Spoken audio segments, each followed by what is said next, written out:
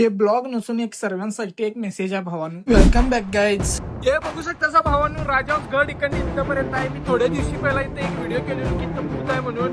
तसं का नाही, काय व्हिडिओ केलेलो भूत आहे म्हणून खरं सांगतो आजची खरी गोष्ट तुम्हाला. इथं बघू शकता जर तुम्ही, इथे एक कुणाची दुसऱ्यांची प्रॉपर्टी आहे. इथं प्रॉपर्टी मध्ये कसं केलेलं बघा.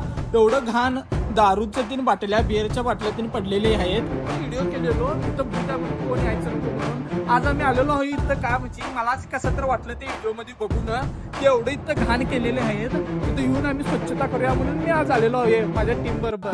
तर चला जाऊन जरा स्वच्छता करूया.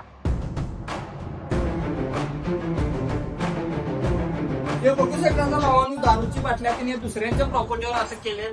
बघा का म्हणजे आताची पिढी बघा तुम्ही दुसऱ्यांच्या प्रॉपर्टीवर येऊन असं घाण केली करते. काही लई दूर नाही घडापासून. म्हणून मी एवढंच काय सांगतो तुम्हाला, पण दुसऱ्याच्या इथं असं हे करू नका. असं खाणं क्लीन पाहिजे, आपलं बेळगाव क्लीन पाहिजे आणि दुसऱ्यांच्या प्रॉपर्टीवर मी असं करू नका. एवढंच सांगायचं मी. कारण दारूच्या बाटल्या तिने आम्ही काढलेलं आहे बघा. एवढं असं स्वच्छ केलंय.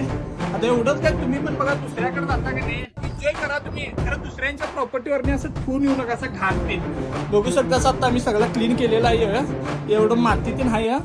मित्रांनो बघू शकता हे सगळं बिअरच्या बाटल्या आणि सगळं घाण होतं बघा. सगळं आम्ही क्लीन केलेलं आहे. आता एक त्याला चांगल्या जागाकडे एक कचऱ्याच्या पेंडी टाकायचं पण असं प्लॅनिंग आहे.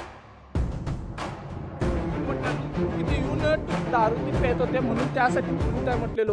तर हे बघू शकता आमचं शिवाजी महाराजांचा किल्ला आहे. त्याच्यामुळे मी सांगितलेलो की इथं भूत आहे. का म्हणजे इथे येऊन दारू बिरू पित होते त्याच्या संबंध भावनो. एवढंच काय, कुठं बी जावं तुम्ही मज्जा करा. खरं घाण कुणाच्या बी प्रॉपर्टीवर घाण करून कसं जागावर. एवढंच माझा सांगायचा उद्देश आहे. आमच्या राजहंसगडच्या आजूबाजूने असंच स्वच्छता राहू. जय हिंद.